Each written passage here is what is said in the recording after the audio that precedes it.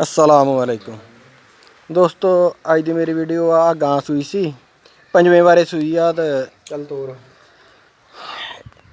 ये बेचनी आ तो ये इस वास्ते वीडियो बनाई सी कि मैं क्या दोस्तों नाल शेयर करदा कि जे किसी ने लैनी होवे तो देख सकदा। अलहमदुलिल्लाह इहदा टाइम का 7 किलो दुध हुंदा है। अगे हुंदा रहा इस सूबे अज सूई आ देखिए किन्ना हुंदा। तो लेवा देख लो माशाअल्लाह किड्डा। तो इस तरह दियां कीमत इहदी 2 लाख मंगदे आ।